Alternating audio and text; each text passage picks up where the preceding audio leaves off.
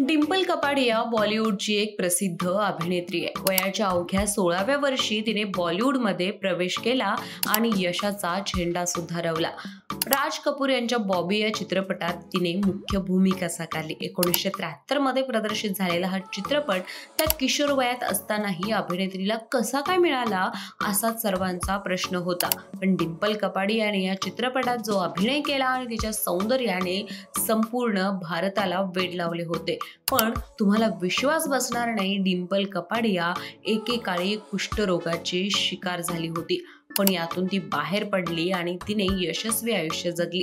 डिंपल कपाडियाचे चित्रपट आणि राजेश खन्ना सोबतचे तिचे लग्न, त्यानंतर बिघडलेले नाते याबद्दल अनेकांना माहिती आहे, पण फार कमी लोकांना माहिती आहे की एक काळ असा होता जेव्हा बॉबीमधील अभिनेत्री कुष्ठरोगाने त्रस्त होती। राज कपूरने तिला बॉबीसाठी नकार दिला होता, नंतर तिच्यावर विश्वास टाकला आणि हा जादुई क्षण ठरला। अभिनेत्रीने काही आठवणी एका मुलाखतीत शेअर केल्या आहेत।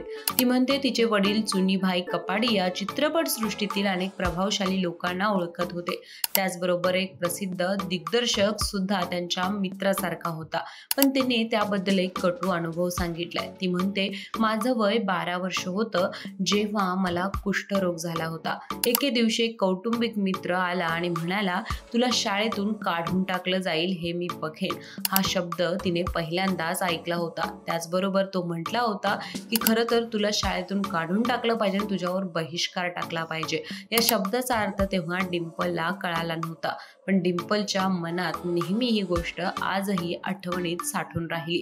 यानंतर ती म्हणते, तिच्या वैद्यकीय स्थितीमुळेच ती राज कपूरला भेटली होती। त्यांना सांगण्यात आलं की कुष्ठरोगाने पीडित एक सुंदर मुलगी होती। अशा धक्क्यातून बरेच काही साध्य झाले आणि त्यामुळेच तिला बॉबी हा चित्रपट मिळाला। ती म्हणते, माझ्या आयुष्यातील हा सर्वात सुंदर काळ होता, तो क्षण जादुई होता, अगदी जादुई। बॉबीच्या ऑडिशन बद्दल कसं ऐकलं हे सुद्धा तिने सांगितलं। ती म्हणती, वर्तमानपत्रात ही जाहिरात आली होती, बॉबीसाठी ते मुलगी शोधत होते आणि तेव्हा तिने तिच्या मित्राला सांगितलं की मी बॉबी आहे। त्यानंतर ती गेली, पण तेव्हा सिलेक्ट झाली नव्हती। यानंतर डिंपलला पुन्हा एकदा राज कपूर यांनी फोन केला आणि त्यानंतर सर्व काही बदललं।